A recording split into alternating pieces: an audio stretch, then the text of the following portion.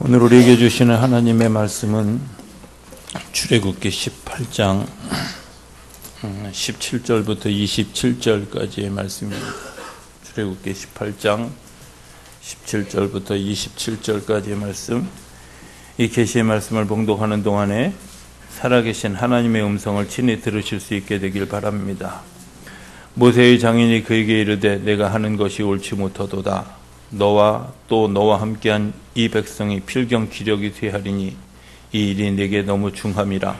내가 혼자 할 수 없으리라. 이제 내 말을 들으라. 내가 네게 방침을 가르치리니 하나님이 너와 함께 계실지로다. 너는 하나님 앞에서 그 백성을 위하여 그 사건들을 하나님께 가져오며 그들에게 율례와 법도를 가르쳐서 마땅히 갈 길과 할 일을 그들에게 보이고 또는 또 온 백성 가운데서 능력 있는 사람들 곧 하나님을 두려워하며 진실하며 불의한 이익을 미워하는 자를 살펴서 백성 위에 세워 천부장과 백부장과 50부장과 10부장을 삼아 그들이 때를 따라 백성을 재판하게 하라. 큰 일은 모두 네게 가져갈 것이요 작은 일은 모두 그들이 스스로 재판할 것이니 그리하면 그들이 너와 함께 담당할 것인즉 일이 네게 쉬우리라. 내가 만일 이 일을 하고 하나님께서도 내게 허락하시면 내가 이 일을 감당하고 이 모든 백성도 자기 곳으로 평안히 가리라. 이에 모세가 자기 장인의 말을 듣고 그 모든 말대로 하여 모세가 이스라엘 무리 중에서 능력 있는 사람들을 택하여 그들을 백성의 우두머리 곧 천부장과 백부장과 50부장과 10부장을 삼음해 그들이 때를 따라 백성을 재판하되 어려운 일은 모세에게 가져오고 모든 작은 일은 스스로 재판하더라. 모세가 그의 장인을 보내니 그가 자기 땅으로 가니라. 할렐루야. 우리 옆에 있는 분들하고 인사하겠습니다. 주님이 주시는 사랑으로 사랑합니다.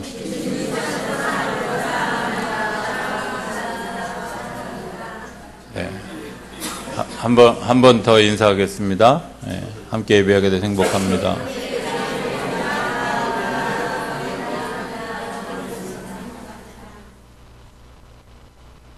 인사하는데 저 뒤에 배은선 집사님하고 저 우연이하고 서우연 집사님하고 둘이는 핑크빛 모두가 오고 가는 것 같은 느낌이에요. 둘이 마주 앉아가지고 배은선 집사가 아니랍니다. 할렐루야. 한 해의 절기를 마감하는 왕국주일을 맞을 때마다 이런 생각을 해보게 됩니다. 내가 하나님의 나라에 가는 소망에 대한 생각을 합니다. 목회를 하면서 늘 그런 마음을 가집니다. 행복하다. 왜냐하면 일단 범위가 넓습니다. 어디서부터 어디까지가 범위냐면 태어나기 전부터 돌아가셔서 하나님의 나라에 이를 때까지를 다 보는 게 목회입니다. 심지어 태어나기도 전에 기도해 주세요. 여기서부터 시작하는 게 목회잖아요. 동의 안 하시나요? 돌아가셔서 이분이 하나님의 나라에 도착할 때까지 잘 돌보는 거. 그래서 흔히 하는 말로 요람에서 무덤까지를 잘 돕는 일이 목회다. 이렇게 생각하면 제가 친구 중에 의사가 있는데 그 친구한테 이런 얘기합니다. 치과 의사 얼마나 불행하냐. 일평생 하는 일이 이빨만 쳐다보는 거죠. 정말 생각해 보세요. 늘 남의 이빨만 쳐다보는. 안과 의사도 맨날 남의 눈만 쳐다보는. 그죠? 반면에 범위가 굉장히 넓다. 이제 이런 생각을 하죠. 우리가 이제 12월 둘째 주에 가면 당회를 하는데 저는 이 모든 우리 기독교 대한감리의 회의의 기본이 뭐라고 생각하냐면 잘 보내드리고 사람을 잘 세우고. 그래서 우리 교회는 그 당회 때 그 해에 돌아가신 분들 추도 예배를 드리는 이유는 그분들을 잘 보내드리고 또 그분들과 속해져 있는 그런 그 교우들과 가족들을 위로하는 시간. 그리고 난 다음에 맨 마지막에 장로님 권사님, 집사님, 그리고 각 부의 부장님들, 팀장님들을 세우는 일들을 맨 마지막에 하는 이유는 사람을 잘 세워서 또 다른 한 해를 시작하게 하는 의미가 있다고 저는 믿습니다. 우리 기독교 대한감리회뿐만 아니라 UMC의 매뉴얼에도 보면 당회뿐만 아니라 구역회도, 또 지방회도, 연회도, 또 총회도 첫 번 예배가 추도 예배고요. 마지막이 파송하는 시간입니다. 파송기 낭독하는 시간. 이렇게 생각해 보면 사람을 세우는 일이 교회에서 얼마나 중요한 일인가 하는 것을 알게 됩니다. 종종 이런 질문을 하게 될 때가 있습니다. 사람을 세우는 걸까? 아니면 교회가 사람을 오히려 세우지 못하도록 끄집어 내리는 일들은 아닐까? 이런 일들을 하고 있는 것은 아닐까? 이런 질문을 종종 하게 되죠. 오늘 사람을 세우는 일이 마침 또 본문에 같이 걸렸습니다. 편집한 거 아닙니다. 그냥 내려왔는데, 자, 이런 생각을 해봅니다. 사람을 세우는 일의 기본이 뭘까? 사람을 세우는 일의 기본은 일은 하나님께서 너와 함께 하실 것이다 하는 겁니다. 동의되시면 아멘 하셔도 괜찮습니다. 하나님이 너와 함께 하실 것이다. 제가 국가의 장관이 되고 차관이 되고 소위 지도자가 되는 사람들의 프로필을 보기를 되게 즐겨합니다. 근데 정말 놀라운 것은 만약에 사람의 지식과 또 사람의 얼만큼 그 공부를 잘했나 이런 것으로 지도자를 뽑았다면 아마 대부분이 서울대학 출신들이 돼야 될 겁니다. 근데 정말 놀라운 건 서울대학 출신들이 10% 미만이라는 겁니다. 늘. 학교도 안배를 하는지는 모르지만 그런 생각이 들어요. 어떤 때는 우리나라 대통령 중에는 심지어 초등학교도 졸업하지 않은, 초등학교만 간신히 졸업하신 분들도 있었습니다. 이렇게 생각해 보면 지도자가 세워지는 것이 학벌이나 그 사람의 지식 유무에 있지 않다 하는 것을 추측해 볼 수 있을 거라고 생각이 되어집니다. 어쩌면 사람이 지도력을 가지고 세워지는 데 있어서 가장 중요한 것이 뭘까? 저는 세 가지 샬롬의 관계가 있어야 된다라고 생각하는데, 그 세 가지 샬롬의 관계를 이야기하는 기본적인 단어가 하나님께서 너와 함께 하실 것이다 라는 말입니다. 하나님께서 너와 함께 하시다. 첫 번째 샬롬은 뭐냐? 나 스스로와의 샬롬입니다. 나 스스로. 내가 나를 어떻게 보고 있느냐? 내가 나를 어떻게 대하고 있느냐? 정체성의 문제죠. 아이덴티티의 문제지 아니에요. 많은 사람들이 나를 어떻게 보냐면 다른 사람들이 평가해 주는 내가 나라고 생각합니다. 아닌 거 아시죠? 그죠? 다른 사람들이 나를 평가하는 것, 그것이 전부가 아니라는 사실을 우리가 잘 알면서도 요즘에 보면 많은 것을 결정하는 데 있어서 다른 사람이 나를 어떻게 보아주는가에 따라서, 어제 텔레비전 뉴스에 보니까 요즘에는 이런 프로그램도 이런 얼평이라는 웹이 있다 그래요. 얼평 들어보셨어요? 월평 아닙니다. 얼평, 얼굴을 평가해주는 웹이 있다 그래요. 그래서 너는 대체로 잘생겼어, 너는 뭐 쌍꺼풀 수술이면 잘됐는데 뭐 이런 거 이야기야. 그래서 사람들이 그것 때문에 위로를 얻기도 하고 힘을 얻기도 한다고 뉴스 보도에 그렇게 이야기하더라고요. 그러면서 그 캐스터가 이런 이야기를 했습니다. 외모 지상주의의 어떤 또 다른 산물이다. 다른 사람이 나를 어떻게 평가해 주는 거 정말 중요할까? 중요한 부분도 있지만 사실은 그게 전부가 아닐 수도 있고, 아니 그것이 전부 거짓일 수도 있다는 사실을 우리가 한번 발견해 보아야 된다는 겁니다.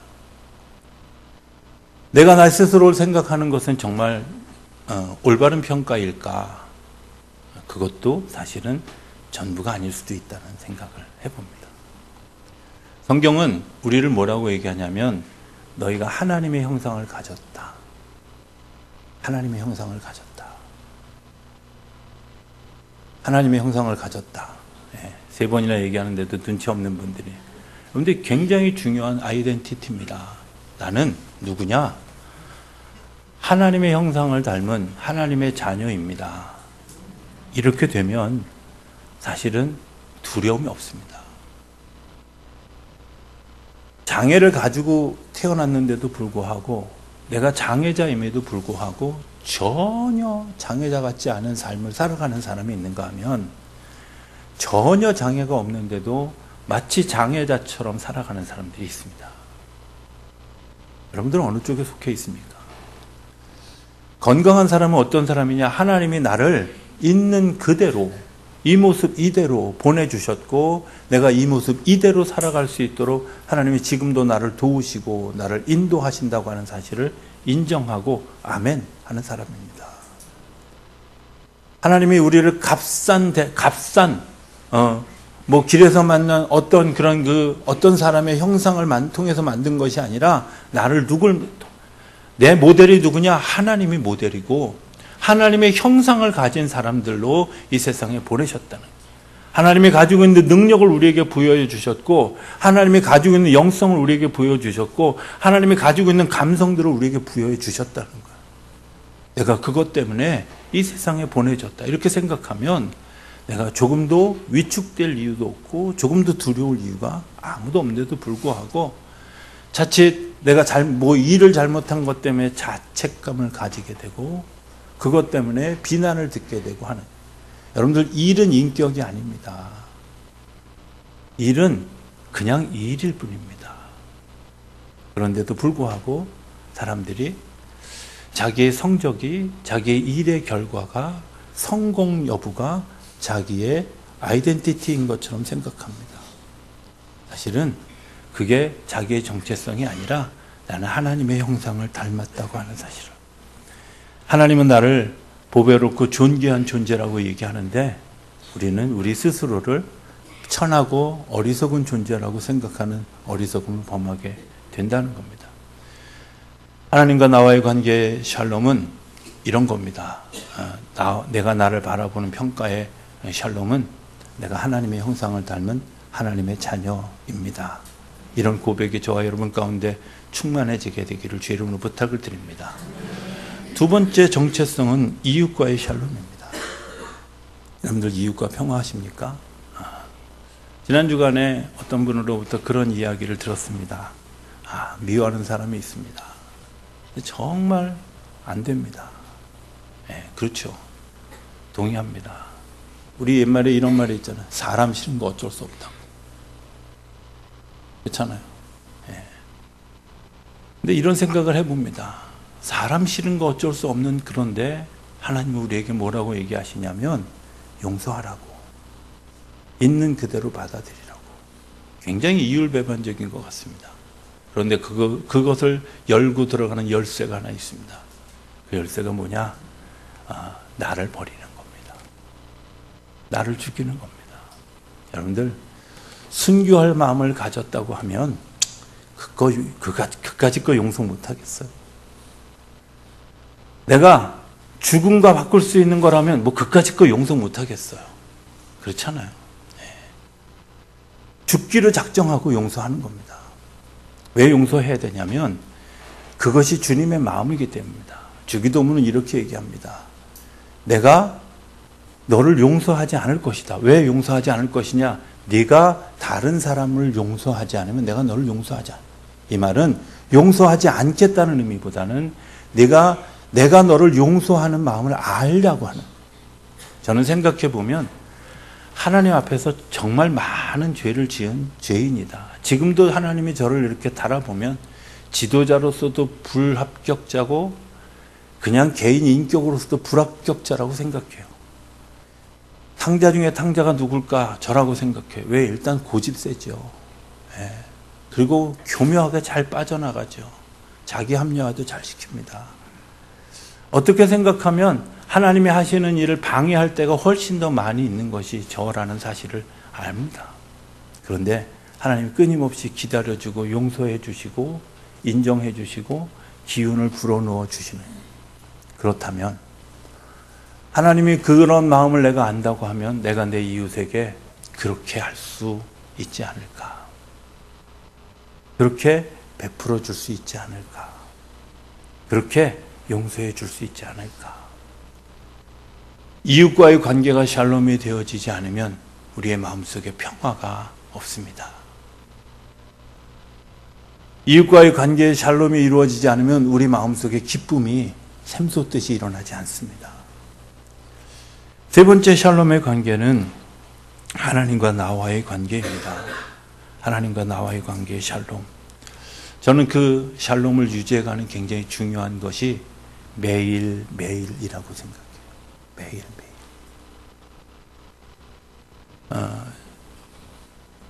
제가 하루 중에 꼭 하는 것들이 세 가지가 있습니다. 첫 번째는 기도하는 시간입니다. 물론 뭐 밥 먹을 때도 기도하고 또 뭐 새벽 기도 나와서 기도하기도 하지만 특별히 제가 하나님과 기도하는 시간. 왜? 이거는 하나님과 나와의 그냥 약속이기도 하고, 어떤 사람이 하나님과 제일 가까워질 수 있을까? 그것은 매일 보는 사람이죠. 그죠? 매일 보는 사람입니다. 어떤 사람이 제일 친한가요? 가족들이 제일 친할 수밖에 없는 이유는 매일 보는 거예요. 그런데 가족 중에도 떨어져 있는 가족은 별로 덜 친하잖아요. 그죠? 예전에는 사촌이 되게 친한 줄 알았는데, 사촌은 한 30년 못 보니까 사촌보다 나랑 더불어 살아가는 우리 이웃들이 훨씬가. 내가 하나님과 늘 대화하고 늘 이야기하는. 두 번째, 하나님 말씀을 읽는 겁니다. 하나님 말씀을 읽는 이유는 하나님의 말씀이 내 삶을 움직여가는 중요한 도구이기도 하지만, 하나님이 내게 말씀해 주시는 것에서 귀를 기울이는 것 때문에 하나님과 가까워지려고 하는 의도가 있습니다. 세 번째, 남들이 잘 안 하는 한 가지가 있는데, 그것은 매일매일 추수감사주의를 준비하면서 예물을 드린다는 거예요. 저는 우리나라의 추수감사절을 지내는 두 가지 방법이, 유형의 전승이 있습니다. 하나는 농경문화에서 되어진 전승인데, 그것은 1년치 11조를 하나님 앞에 추수감사 예물로 드리는 거다. 농경문화에서는 가능하죠. 근데 사실은 도시에 살아가는 사람들에게 그 문화는 좀 어려움이 있습니다. 그래서 어려서 아버지가 저에게 가르쳐 준 거는 매일 10원씩 추수감사 예물을 드려라. 저희 집에는 추수감사 저금통이 있었어요. 그래서 매일 10원씩 드려요. 그래서 초등학교 2학년 때부터 첫 번 드린 추수감사 예물이 뻔하죠. 얼마겠어요? 3,650원이에요. 2학년 때, 3학년 때도 그렇게 드려보고 나니까 좀 미안해. 그래서 20원으로 인상했어요. 20원으로 인상하고, 좀 더 지나서 중학생이 되고 고등학생이 될 때 50원으로 인상하고 100원으로 인상하고. 저는 지금도 주에 얼마를 정해서 하나님 앞에 감사하는, 거기에는 그냥 단순히 돈만 드려지는 것이 아니라 그 속에 뭘 담냐면, 하나님 이 한 주간 나를 이끌어 주셔서 감사합니다. 오늘 하루를 나를 이끌어 주셔서 감사합니다. 오늘 하루의 감사의 일기를, 감사의 마음을 그 1,000원짜리 한 장에, 내가 정한 그 액수 한 장에 넣는 거예요. 그냥 마음을 거기다 실는 거예요. 근데 그렇게 드려진 추수감사 예물이 얼마나 행복한지. 추수감사주일 예배를 딱 드리고 나서 이렇게 저는 액수 잘 안 보잖아요. 잘 보는데 안타까운 건 그런 뒤끝이 없다는 거죠. 뒤에 끝자리가. 매일매일 드려진 것이 아니라 그냥 주일 전에, 일주일 전에, 혹은 2주일 전에, 혹은 하루 전에 얼마를 드릴까 이거 결정해서 드려진, 정말 1년의 추수감사일까 이렇게 생각해 보면 아닐지도 모른다, 이런 생각이 들 때가 많이. 저는 여러분들에게 한번 그런 일들이 일어나기를 한번 권해봅니다. 오늘부터 시작해도 괜찮습니다. 1,000원씩 매일매일 감사를 여러분들 예. 그게 가정의 감사가 아니라 자기 감사로. 예. 그럼 얼마 드려야 될까요? 예. 액수 딱 정해져 있잖아요. 36만 5천 원. 그죠? 네. 큰 액수 같지만 사실은 내가 매일매일 1,000원의 예물을 하나님 앞에 드려진 것 때문에 드려질 수 있는 예물이에요. 저는 모든 절기연금을 그렇게 해요. 예. 이제 성탄절이 다가오죠. 당장 다음 주일, 내일부터 시작합니다. 내일부터 시작해서 이 강림절을 지나는 동안에 주님 오시는 것을 기다리고 주님이 임재하실 것을 기다리면서 내가 얼마간의 헌금을 그냥 드리는 거예요. 매일매일. 그리고 나서 성탄절의 예물, 그리고 성탄절이 굉장히 의미가 있어요. 부활절을 지내는 동안에 사순절 기간 동안에 매일매일 내 기도의 제목을 담아서 거기 드려지는 거예요. 맥주감사절을 준비하면서 내가 웨슬리 회심주일부터 시작해서 매일매일 그것을 기억하고 기도하고 준비하면 의미가 전혀 다르죠. 의미가 전혀 다릅니다. 제 경험으로 40년 넘게 한 제 경험으로 제가 느끼는 경험은 정말 감사하고 정말 행복하고 그거 드려진 것 때문에 내가 그거 모으는 날 그거 계산하는 날 그거 이렇게 다 뭐 큰 지폐로 바꾸는 날 얼마나 행복한지 모릅니다. 그리고 그 속에 담겨져 있던 하나님의 의미와 하나님이 역사하셨던 일들이 매일매일이죠. 매일매일. 하나님이 나와 함께하는 시간들입니다. 저는 거기에 하나님과 나와의 샬롬이 있다고 믿습니다. 그러면 지도자들은 어떻게 세워갈 것인가 하는 겁니다. 율례와 법도를 가르치라고 했습니다. 율례와 법도라는 말 디크리스라고 합니다. 디크리스와 라우입니다. 디크리스가 뭐냐? 신의 뜻입니다. 저는 교회를 유지해가는 굉장히 중요한 두 가지 기둥이 있다고 생각합니다. 그 두 가지 기둥이 뭐냐? 하나는 하나님의 뜻과 또 하나는 이 세상의 법입니다. 교회가 초법적이어서 안 된다고 생각합니다. 교회도 세상의 법을 따라야 되는 것이 당연합니다. 그러니까 세상에서 일반적으로 일어나는 일들에 대해서 교회가 더 거룩한 윤리적인 기준을 가지고 교회가 유지되어야 된다. 저는 그렇게 믿습니다. 여기에 하나 더 들어가야 될 것이 뭐냐? 하나님의 뜻이 무엇인지 아는 겁니다. 하나님의 계획이 뭔지 아는 겁니다. 하나님의 계획이 뭔지 아는 것은 내가 늘 하나님과 대하면서 하나님이 나에게 말씀해 주시는 것을 듣는 겁니다. 저는 어떤 교인들을 좋아하냐? 예배에 잘 오는 교인들을 좋아합니다. 특별히 새벽 예배에 오는 교인들을 좋아합니다. 왜냐하면 매일 보기 때문에. 어떤 사람이, 저는 자신 있게 얘기합니다. 예수님도 제자들이 많이 있었어요. 몇 명이죠? 네, 성경에 나타난 것, 맥시멈 나타나는 게 400명입니다. 400명의 제자들이 있는데 성경 책을 잘 보면 예수님이 12제자 이야기만 자꾸 나옵니다. 예수님도 12제자를 특별히 예뻐하셨고 뿐만 아니라 그 중에도 누구? 베드로, 야고보, 요한, 예? 거기에 안드레까지 그 네 사람 아주 특별히 예뻐하셨어요. 왜 예뻐하셨을까요? 왜 예뻐하셨을 것 같아요? 예, 자주 보니까. 늘 같이 있으니까. 예수님과 같이 길을 걸었다는 건 그들의 성실함을 이야기하고 그들이 도대체 예수님이 무슨 뜻을 가지고 무슨 의도를 가지고 이렇게 살아가는가 하는 것들 예의주시하고 관찰하고 같이 더불어 살아왔다는 거예요. 그들의 자주적인 일들을 다 했어요. 그럼에도 불구하고 예수님과 같이 그 길을 걸어갔던 것. 저는 당연히 목사님이 누구를 편애합니다. 예, 편애합니다. 맞습니다. 근데 어떤 사람을 편애하느냐?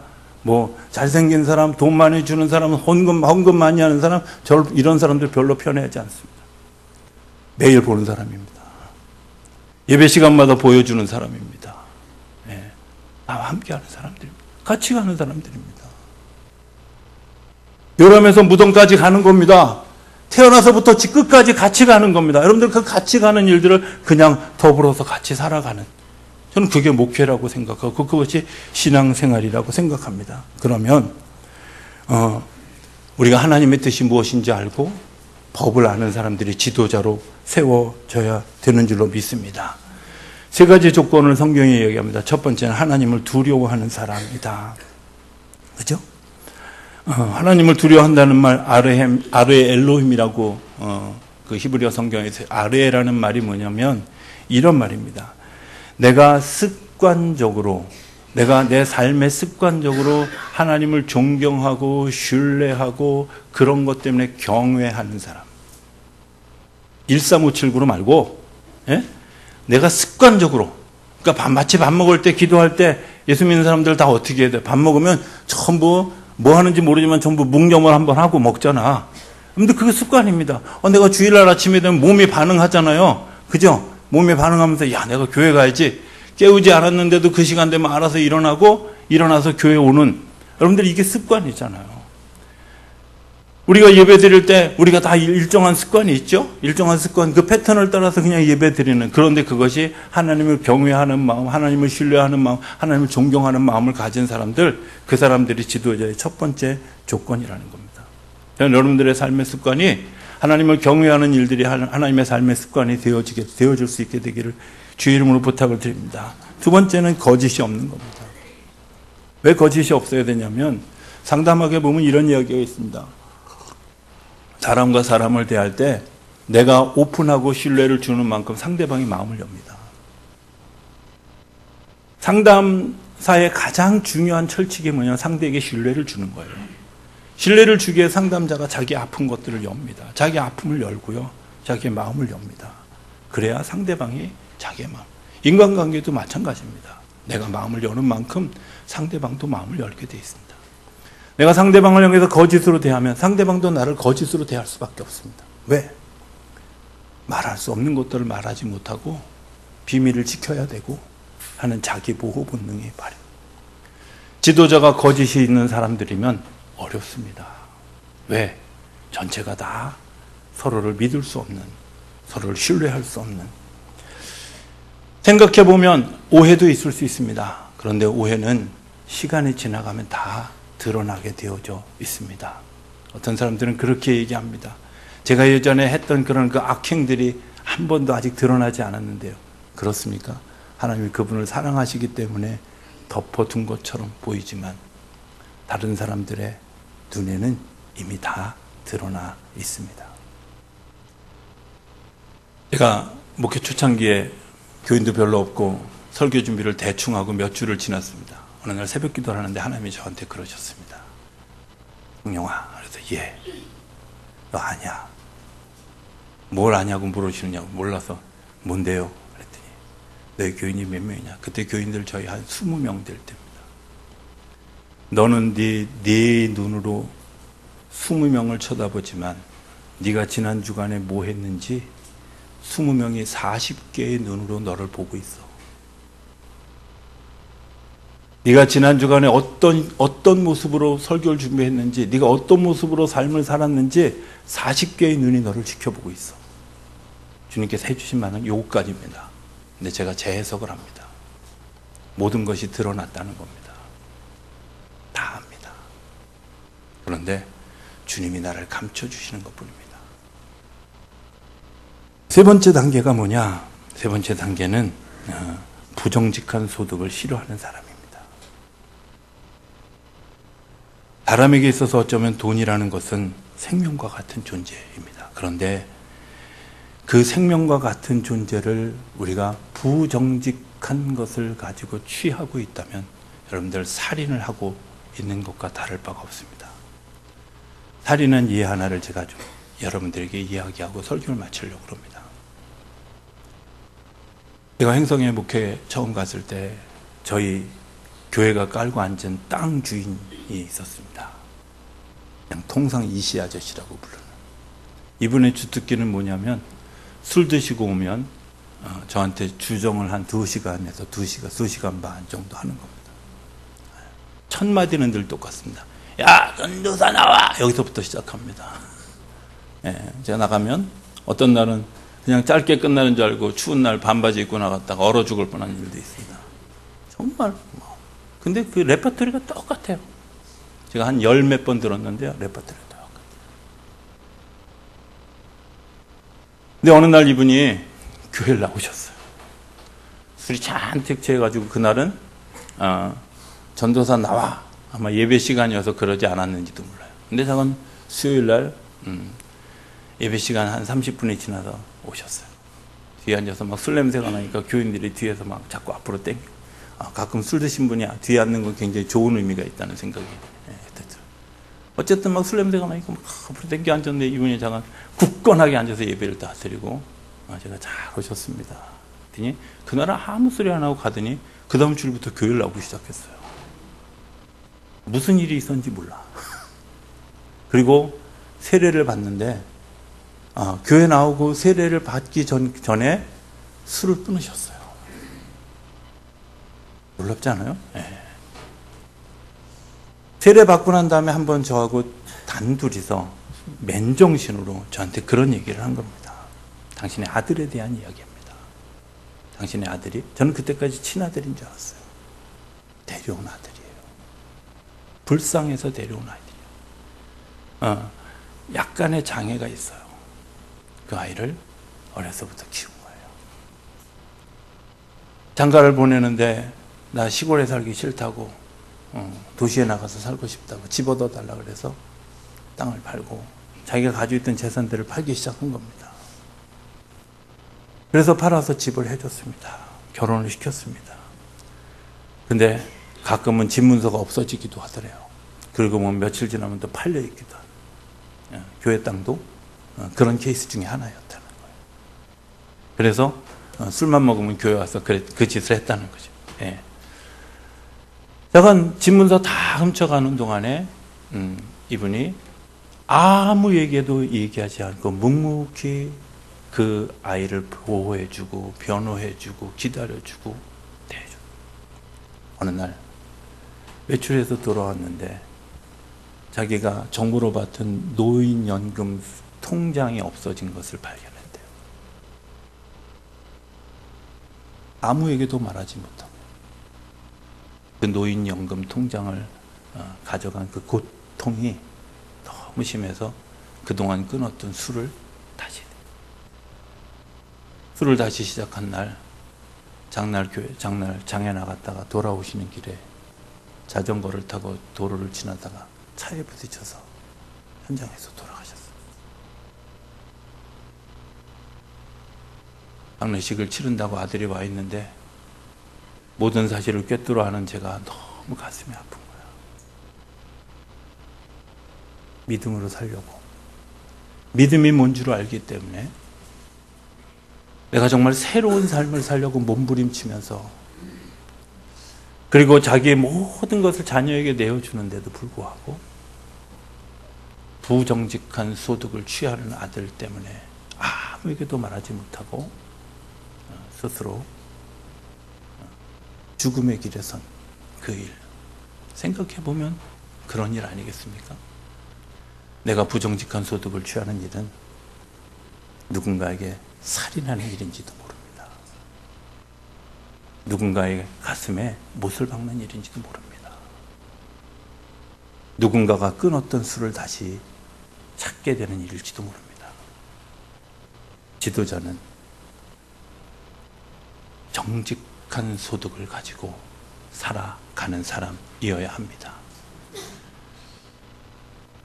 저는 목회하면서 많은 부분 평신도들이 일할 수 있도록 내어준다고 생각하고 목회를 합니다. 여러분들 겪어보셔서 아시겠지만 재정부 일 전혀 관여하지 않습니다. 교회 행사 웬만하면 평신도들이 다 할 수 있도록 저는 거의 교회 목회하고 기도하고 성도 돌보고 말씀 전하고 예배하는 일에 거의 주력합니다. 왜?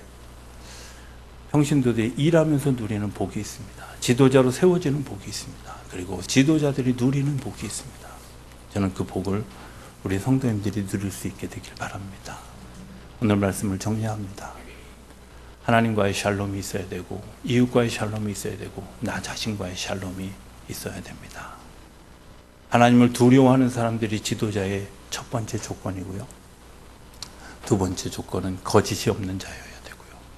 세 번째는 부정직한 소득을 취하지 않는 자이어야 합니다.